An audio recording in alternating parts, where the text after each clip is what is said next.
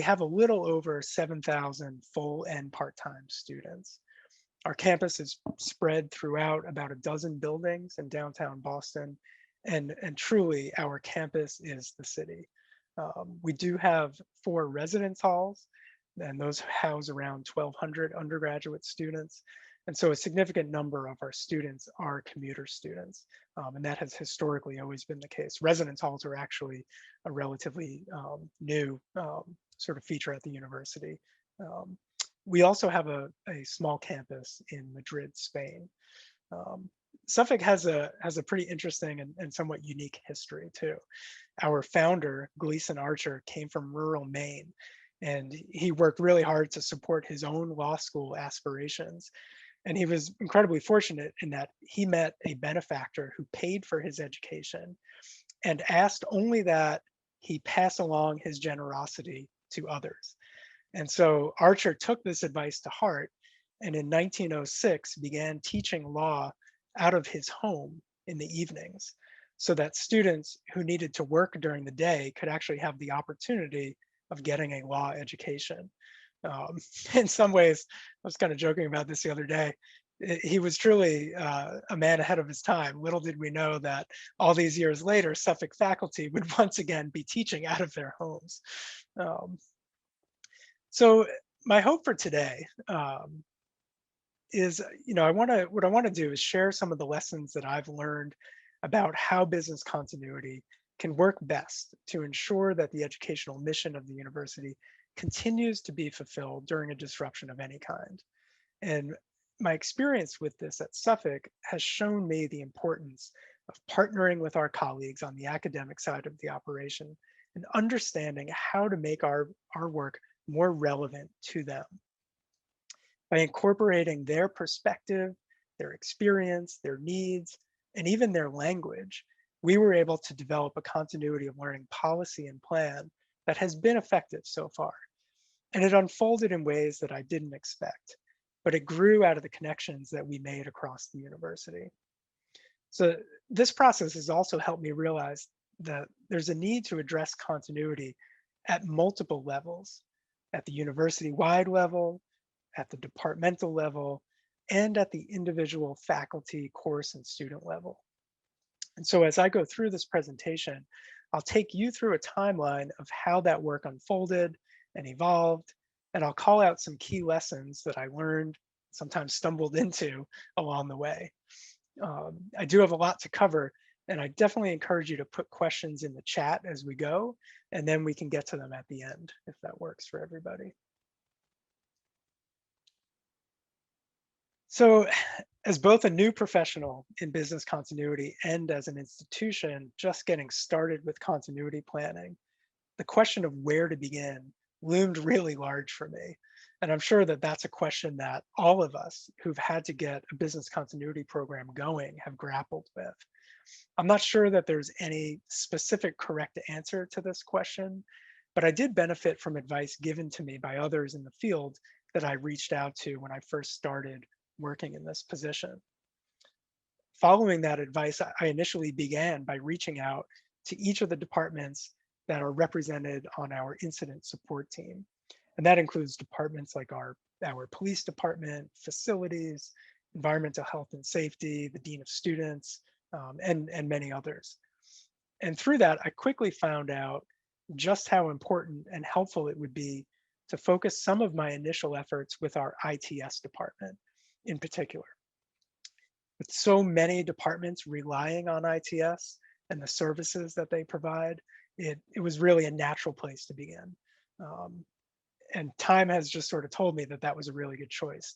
And my colleagues in ITS have become incredibly fantastic partners and allies in this work.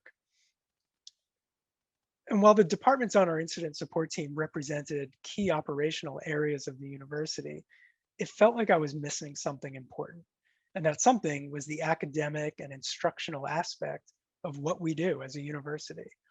And so I also reached out to our interim provost at the time to discuss continuity planning on the academic side of the operations. We are, after all, an educational institution, and the delivery of that education lies at the heart of who we are and what we do. And if we aren't able to deliver on that, then we're missing one of the most important pieces, and one that directly impacts the experience of our students. Dr. Jones talked about this during the keynote. Everything really needs to come back to our students and their experience. That's why we're all here. No matter what your role is on campus, we're here to deliver an educational experience to our students. And so my initial focus, or I should say, my initial hope, was to engage academic departments in developing business continuity plans at the departmental level, just similar to what I was doing with these other key areas. I assumed that this would be a similar exercise of departments identifying their critical functions and then developing plans around those functions. But as you'll see, as the work progressed, I realized that our business continuity efforts on the academic side were going to require more than that. And I'll keep coming back to this theme, but importantly, it was only by sitting down and meeting with department chairs and faculty that I was able to gather key info and get their perspective on what was needed and how I could assist them. Those meetings led to additional connections with departments involved in academic delivery and whose inclusion in the planning process really strengthened our approach to ensuring what we eventually called continuity of learning. It was in many ways like putting pieces of a puzzle together, except that some of the pieces needed to be created to fill the gaps, while others were already fairly well developed. So as we go through this, I'm going to bounce back and forth between this timeline, just showing how the work progressed, and then I'll call out some of the key lessons that I learned along the way. So in July of 2018, I began some of these initial discussions with our interim provost about business continuity and the need for planning within academic departments. As we met, we discussed why it was important to provide reasonable opportunities for students to continue learning and complete their academic requirements during disruptions. Importantly, the provost was incredibly supportive and motivated to get these efforts underway, and he reached out to the deans of each of our 3 schools, asking that they appoint a representative to work on these issues. Having the direct support of the provost was absolutely critical in getting these efforts underway. I think we all know just how important it is to have the support of leadership. Terry, you mentioned that at the end of the last session here. And I think this is especially important on the academic side of the operations. And so we arranged a meeting with those representatives from the College of Arts and Sciences, the business school, and the law school. And one thing, as the provost and I were meeting to talk about this, one thing that he asked me to do at this upcoming meeting was to talk about the snow. And when he said the snow, I knew exactly what he was talking about. He wanted to make sure that the dean's representatives could see how this would be beneficial and relevant to some significant disruptions that we had already experienced. And so while we take the all hazards approach, this certainly confirmed for me that it can be very useful to talk about things that we've experienced already to get buy-in across the university for our continuity efforts. So let me pause from our timeline for a moment so that I can fill you in on what I mean by the snow. So the winter of 2015 really served as a backdrop and a motivator of sorts to address continuity specifically on the academic side of the university. Now, with all due respect, if there's anyone from Buffalo or Minnesota on the call wondering why I'm making such a big deal out of this, here in Boston, we had an epic winter season that year. And it didn't even really get started until late January and February. We broke all sorts of winter weather records for the city during that season.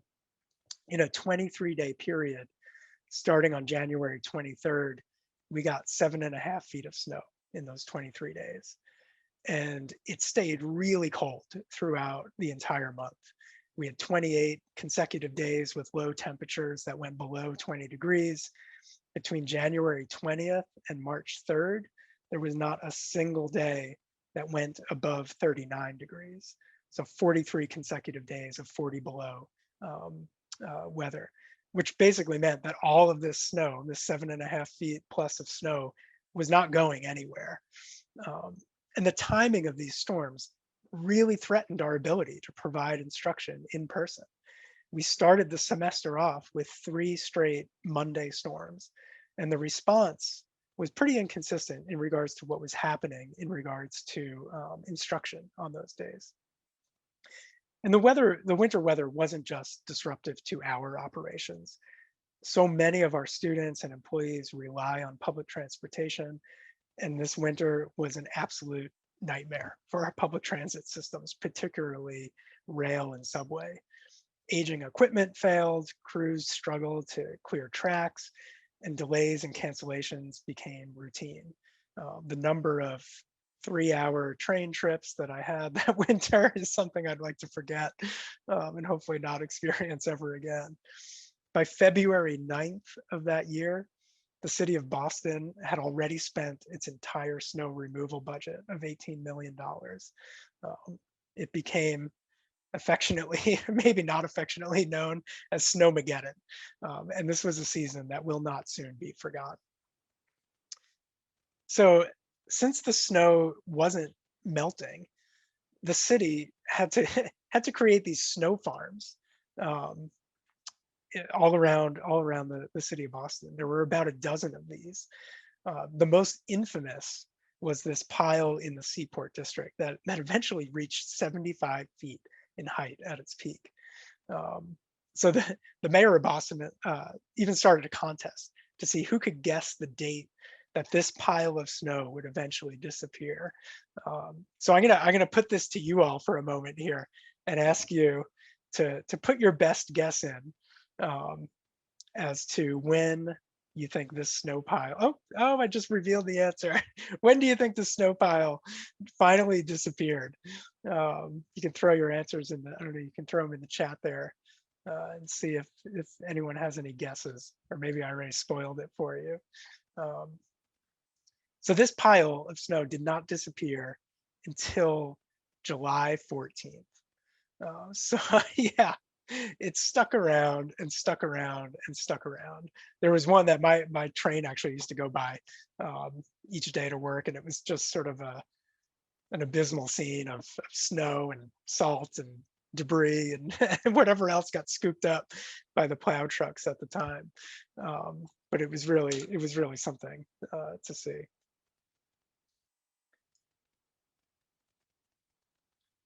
So you can see, there you go, and you can see in that picture there what it looked like during its peak, and then in the summer when it finally disappeared.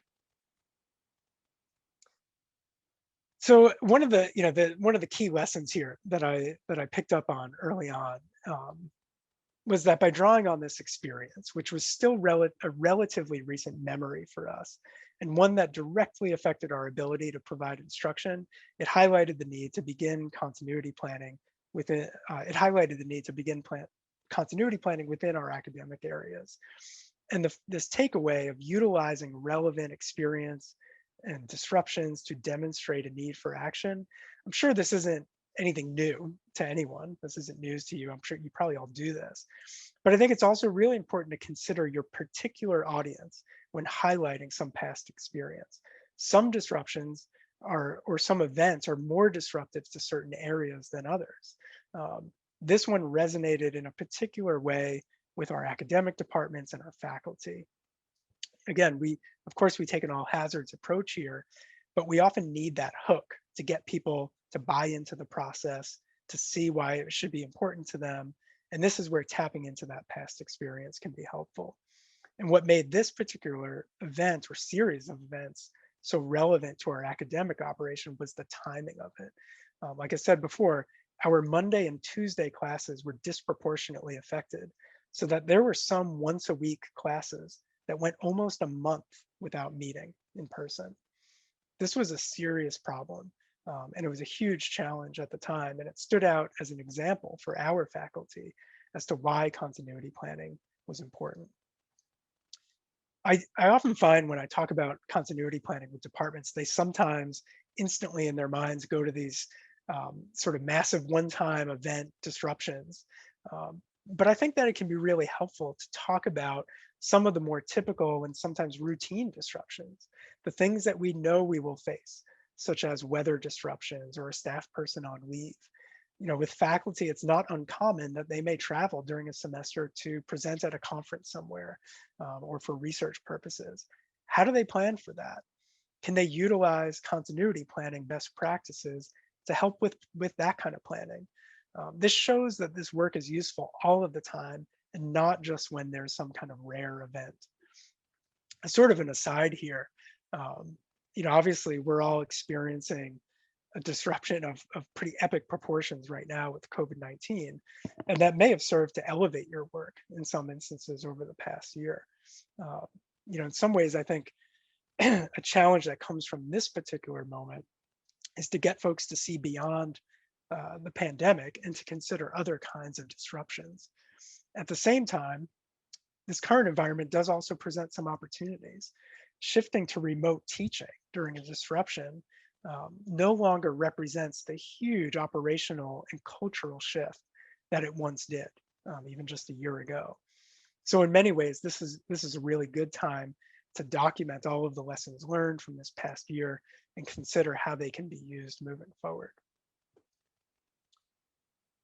So to jump back to the timeline here, the provost and I, with our tales of the winter of 2015 in hand, we held this initial meeting with each of our three schools in August of 2018. And during this meeting, we discussed the importance of academic continuity planning. We talked about the centrality of education and learning to the university mission. We talked about maintaining the integrity of academic programs. And for me, I wanted to gather information from each of the schools about what their current academic continuity efforts looked like. I also actually spent a bunch of time doing a walkthrough of Quali Ready so that they had an understanding of the tools that were available to us. Excuse me. Then I also strategized at that meeting with each of those dean's representatives on how to proceed. And in an interesting, but admittedly not really surprising way, we ended up with three different approaches for each of our three schools. Um, so within the law school, I was actually really pleased to find out that they had a current academic continuity plan. Uh, and that's actually something that's required for their accreditation. There are some requirements, particularly for first year law students, regarding face-to-face instruction. And they have to meet minimum face-to-face instruction requirements. So there's even a reporting component to their academic continuity plan. The law school is very different from our two other schools. They're more centralized. They don't have individual academic departments. So it was really actually pretty easy to coordinate with them through the dean's office, and their academic continuity plans ended up serving as a really helpful resource to me and ultimately to the other two schools. So I planned on following up with the law school to learn more about their plan, learn how it was implemented, and find out if there were any particular challenges that they encountered when they first started doing this. Over in the business school, the dean's representative asked me to actually go out and meet with the academic chairs and departments to have this discussion at the department level. They wanted me to find out what was happening within each department and find out how they were handling these issues.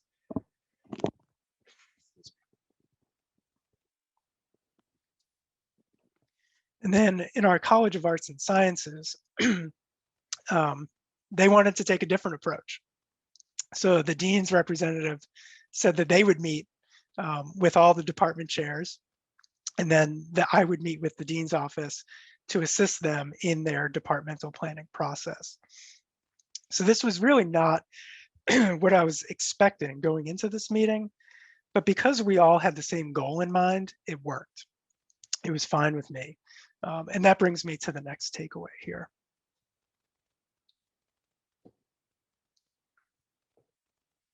Being flexible in my approach was really important in this instance.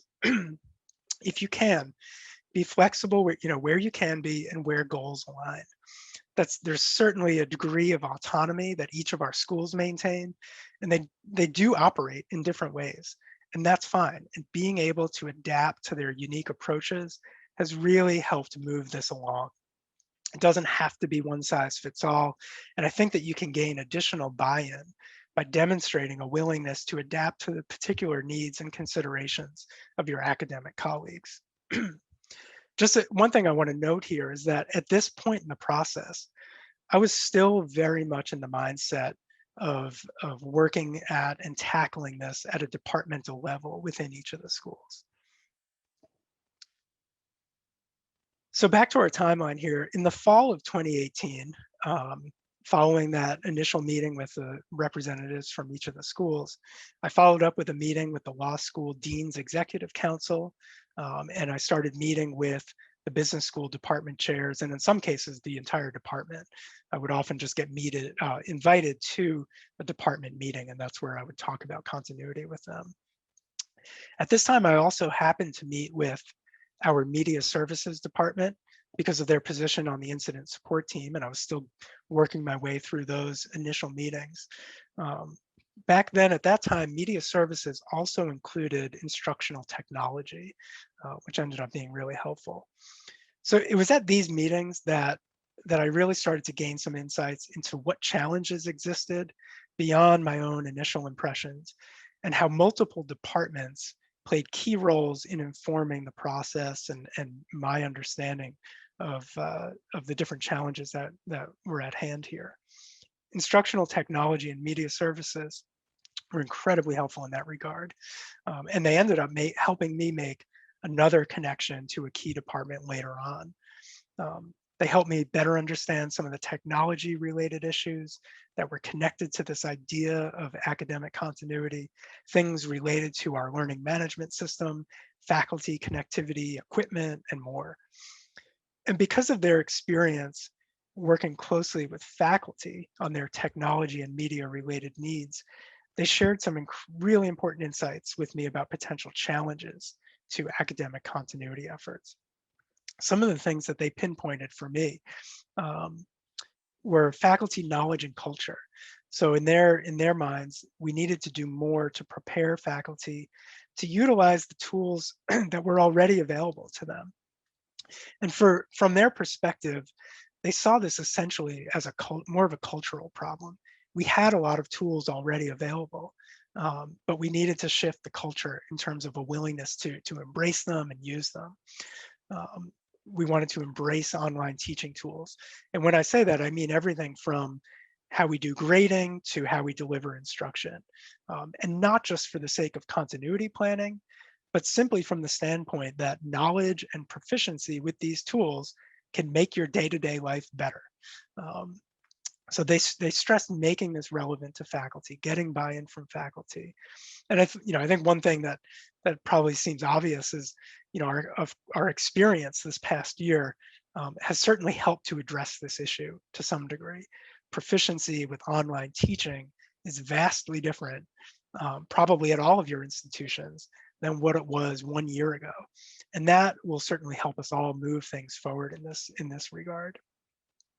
They also pointed out that we have a large number of adjunct faculty that teach at Suffolk, and their own access to technology at home may look different from what our full-time faculty look like. Not everyone has the tools available to them at home. That could be a lack of internet access, or it could be a computer issue. Some adjuncts, because they're practitioners, may utilize work computers from other jobs that actually place restrictions on the online tools available through Suffolk. So how do we ensure access across the board to all of our faculty to the various tools that we have? They also stressed creating a sense of urgency around this. Again, how can we get faculty to see this as something that will be beneficial to them day in and day out, not just for continuity planning alone?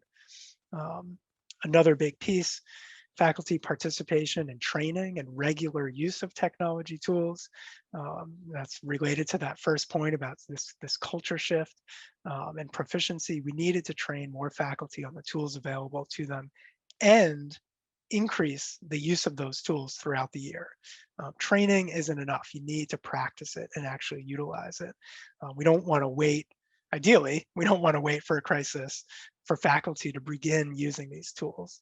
Unfortunately, I think we all were faced with that situation earlier this year, though, where there was lots of spur of the moment training happening in March to get everyone ready for this shift to remote teaching. Other things that the media services folks pointed out to me was just really looking at security issues in home computers. Are folks using machines that are secure? Where are they storing information like student information and grades, and is that in alignment with our security policies? And then even looking at some of the limits to mobile functionality of some of the applications that we were using. Our learning management system at the time was fairly limited in terms of what it could do on a mobile device. So how can we include that in our planning too? And this was a really important point they brought up for me as well, was understanding the difference between what is possible and what is appropriate. In regards to faculty and online instruction, understanding that while some things are possible, the needs of our students should also be a factor in deciding how to address disruptions. So for example, if there's a campus closure one day for whatever reason, and it happens to be a test day for a particular class, just because it's possible to administer an exam online that day, it may not be the best idea if students aren't really prepared for that. It's not uncommon for students to have a lot of anxiety around timed exam, access to the online tools. And if there isn't a lot of preparation for that, it may not be the best decision, even though we could do it. And then finally, another piece to keep in mind is just ensuring a level playing field for students. Not all students have the same tools and level of access. Do we need to create a laptop program for students to help level the playing field? So because of their direct experience working with faculty, my colleagues in media services and instructional technology had a unique perspective on this. And it certainly helped shape my efforts moving forward. Um, Meeting with the business school department chairs, and in some cases the entire department, really pointed toward the need to tackle this at both the departmental and university-wide level.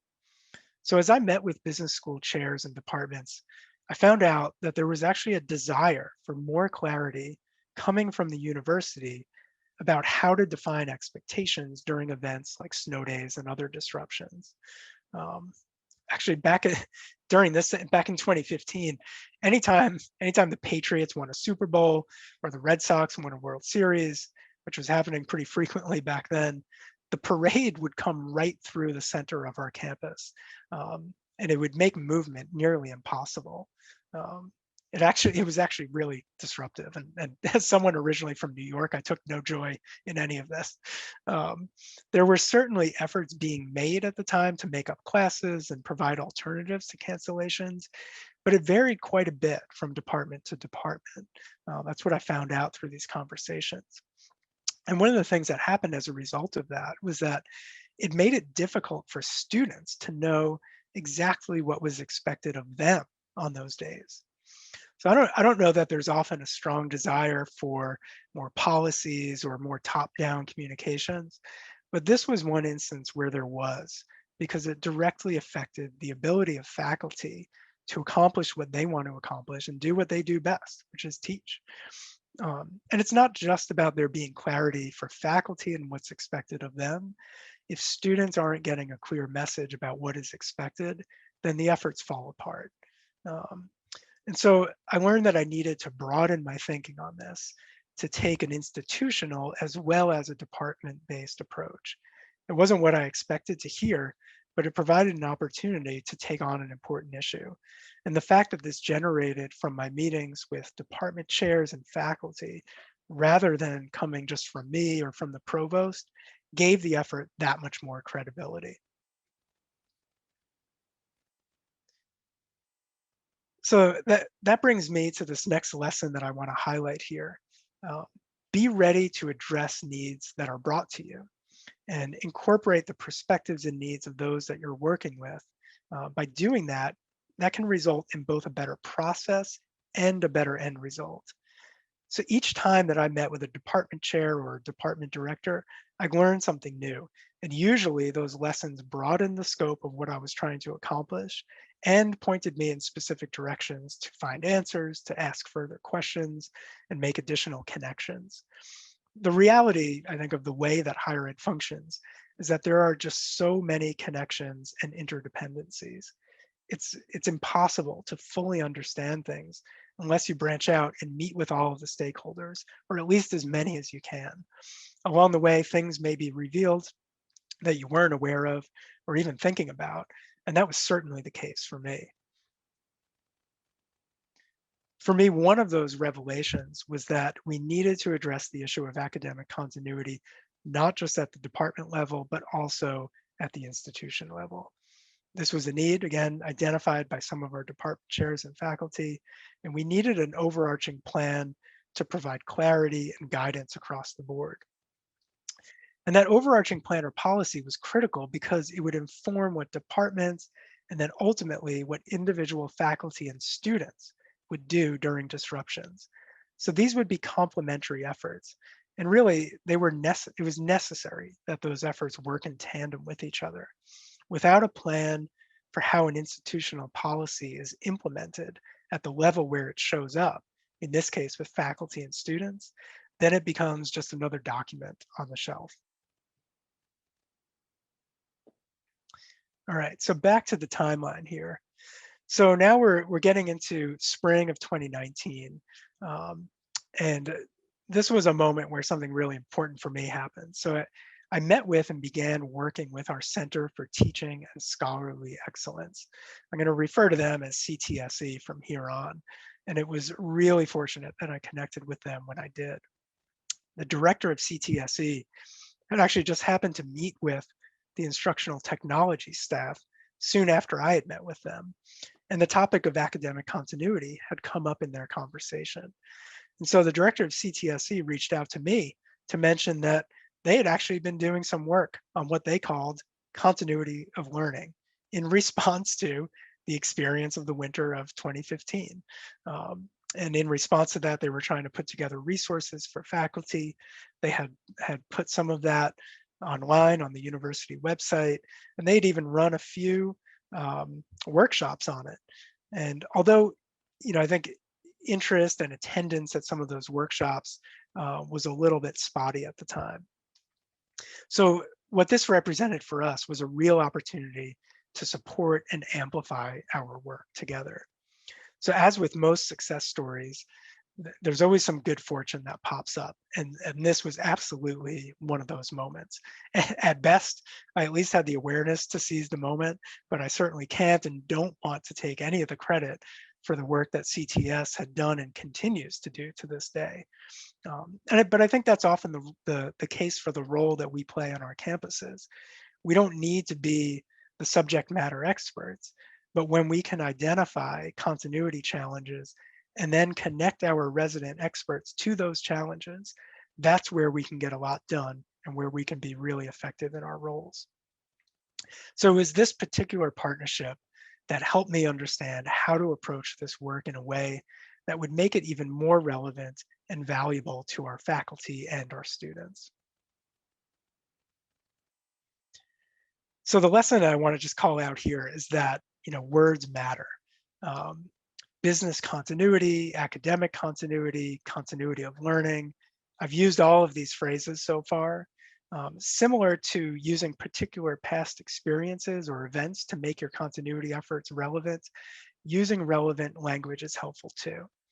So up to this point in my work, I had been referring to this strictly as academic continuity.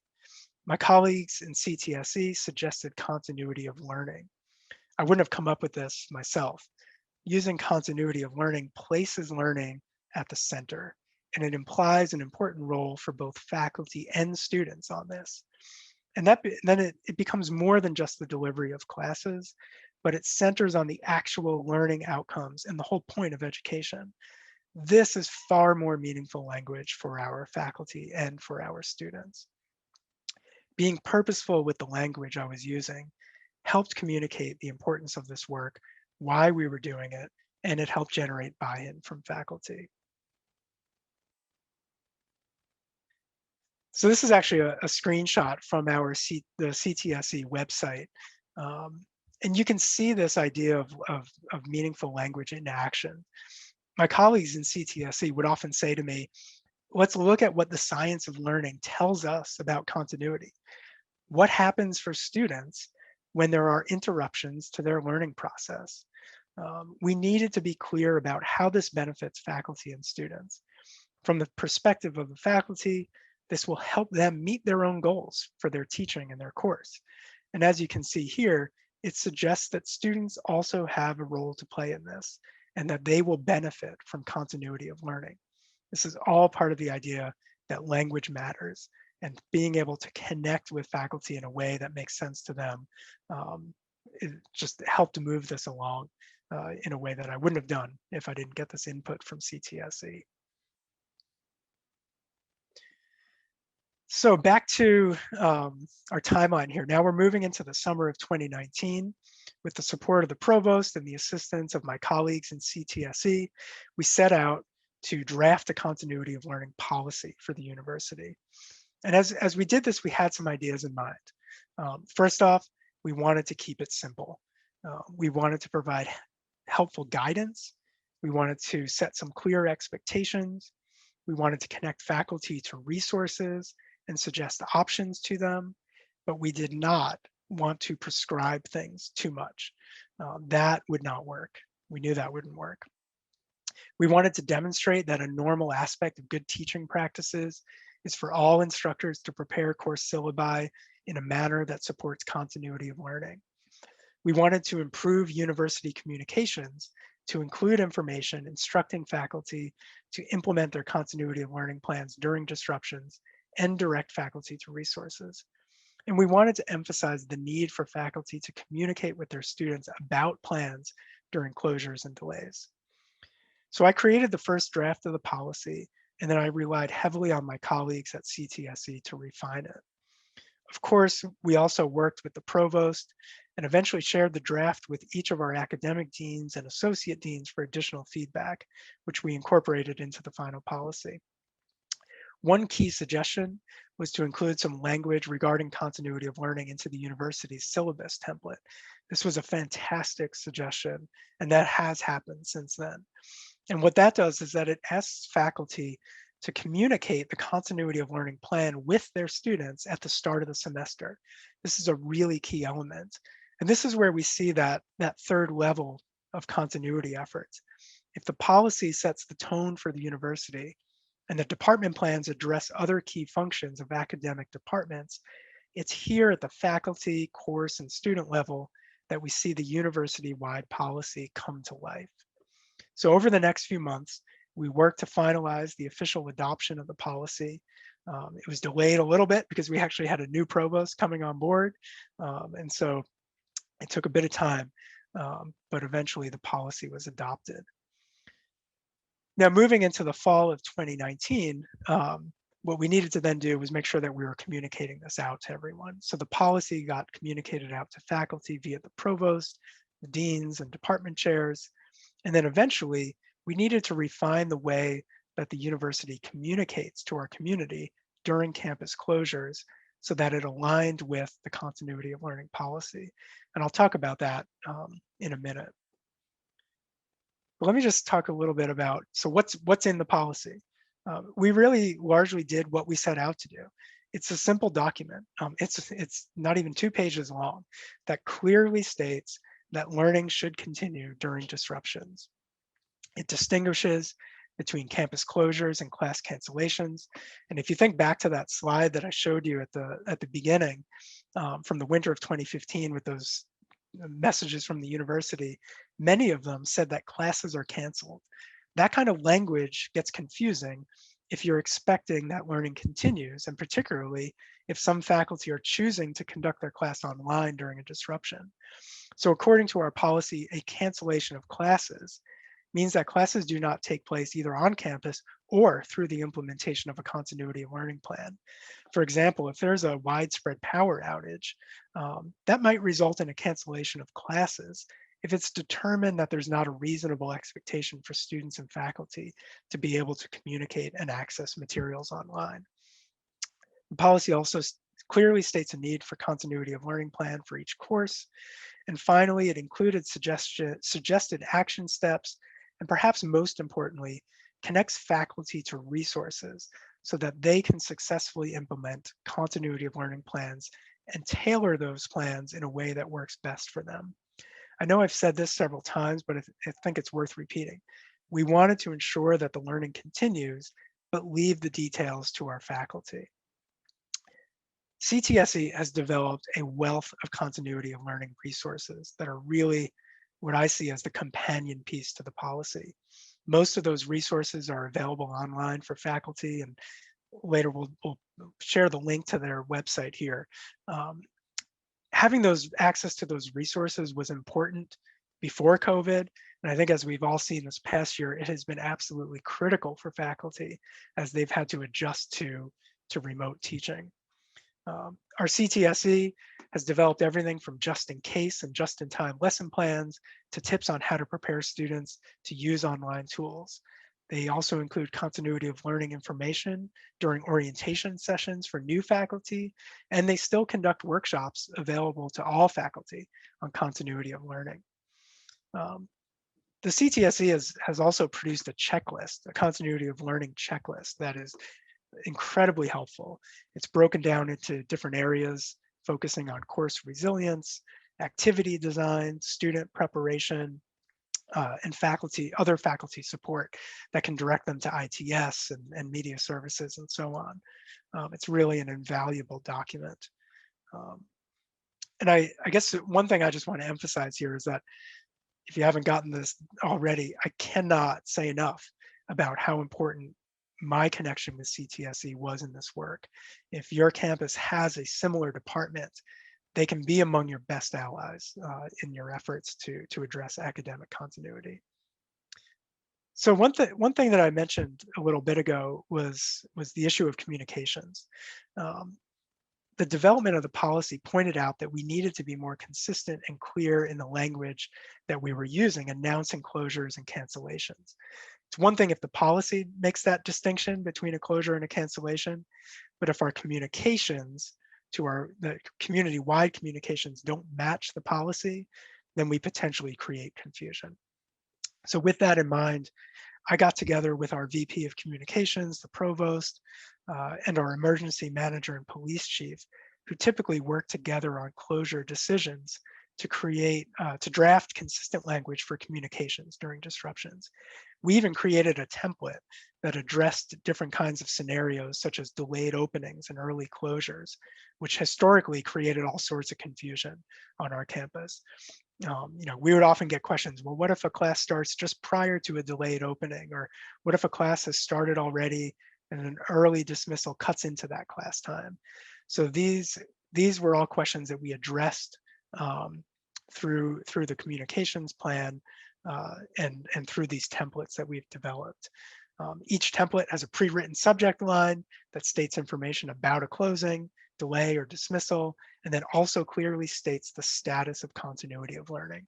And this ensures clarity and consistency. So for example, a message subject line might say campus closed, continuity of learning in effect.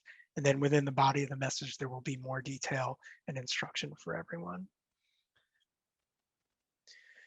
So one of the last things I want to point out here is that students are really important in this too. And if we're ultimately trying to engage students in continuous learning, it's imperative that they're included in our efforts.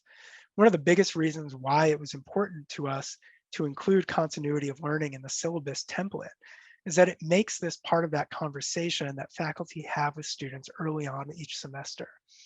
And then it makes it clear that as students, they have responsibilities in this too.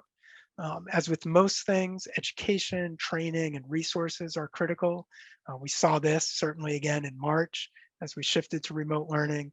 And since that time, the university has actually created a course that lives within our learning management system that all students have access to that contains really valuable information regarding all of the technology tools and platforms and how to be successful in an online environment.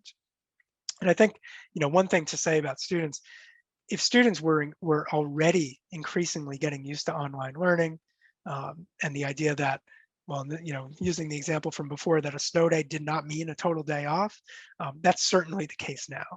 Um, you know, but even though we've seen the ability to shift to remote learning over this past year, I think it's still important to have clear guidelines and expectations for what to do when disruptions affect learning. Um, so, I think just to sum things up here, if there's one theme throughout for me, it's that the work of business continuity in higher ed is really all about partnerships. For me, that began with interest and value for this work coming from the provost. It continued through outreach to academic partners to understand their current practices, needs, challenges, and ideas. And it's through our partnerships and connections with others across the university that our best work gets done. It's how we gain insights, not just into what's happening across campus, but into how others think about things, what they value, and how they do their work. And when we know and understand those things, we can be far more effective at what we do. So with that, I just want to say thank you to everyone for joining me today. I'm excited to get into some conversation here and take a look at some questions. Thanks, everyone. Okay, thank you so much, Tim. That was a great presentation and a very important topic for the folks here on the call. I don't know how many times we get asked about that very thing. How do we work with the academic side to get these plans in place and a policy and the procedures and everything we make to cover that side of our program? So with that said, Tim, we just dropped a couple of your documents in the chat. And as Tim is explaining what's in there, will you post any questions that you have, and I'll go ahead and call them out for Tim. Let's see. Yeah, so some of the things we shared there real quick. There's the policy document itself, so you can take a look at that. Again, it's very simple by design. There's a link to the CTSE website, which again, they've just been such a huge help in this. They do such important work on our campus. And then I also just threw our link to you can see the syllabus template and what kind of information that includes about continuity of learning. I see a question in here about how did I decide which academic departments to get started with? So I did start with the law school in some ways because it was easy. They had done some of this work already.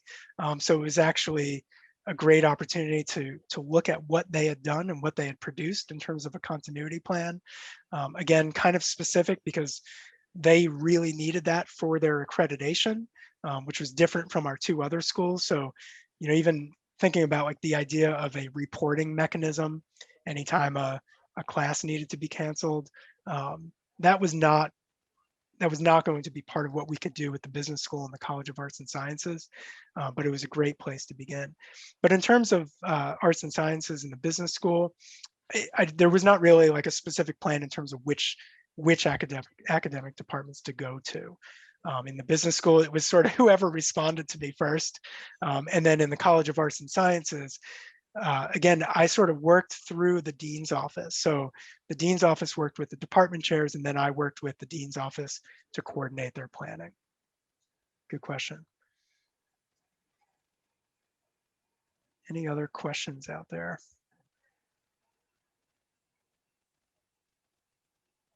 I'm not seeing any more. Can I just ask it? I don't feel like typing. Sure, so Tim, great job. Very impressive stuff there. How did you get your provost on board?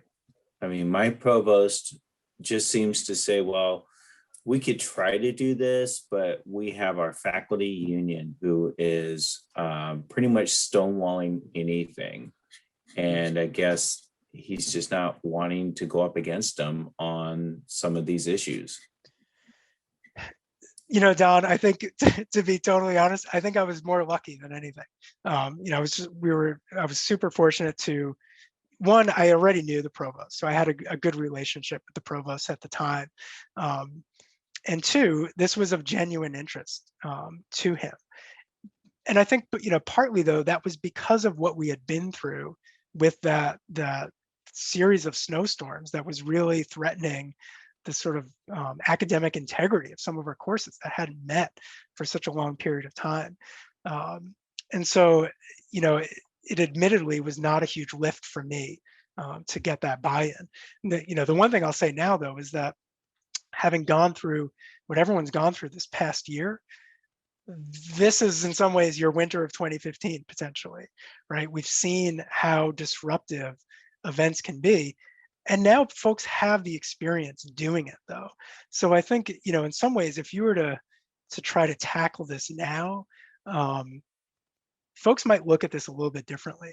And I think you'll find that from, you know, from students to, you know, to provost, and everyone in between. We have a different perspective on this now. We have a better understanding of what our capabilities are, what we can do, and that, I think that changes things. I see a question about in here about, can your colleges close independent of each other, or is that decided by college leadership? So we really tend to make decisions as a whole, as a university. The biggest difference is that our law school, almost all of the classes take place in the evenings still. So that just sort of functionally looks a little bit different. But we do tend to just make decisions university-wide. Good question. I'll say I'm glad I didn't live in Boston through this winter, Tim. That looks brutal. You know, it was, well, I enjoy snow, so it was fun for a while. Although the commute was getting a little bit old by the end of it, for sure. Yeah, I'm sure. Yeah, it was tough. It was a challenging winter. Absolutely. Well, thank you again, Tim. Very informative on a hot topic for all of us. So thanks so much for that great presentation. Everybody will be jumping right into the lightning session with Whitney and Michael from the Ready team, and that we're going to be talking about reporting in Ready. So stay tuned. You'll have to jump out of here and into the other session. So if you're signed up for that one, please do that. And one more time, Tim, thanks so much. Thanks, everyone.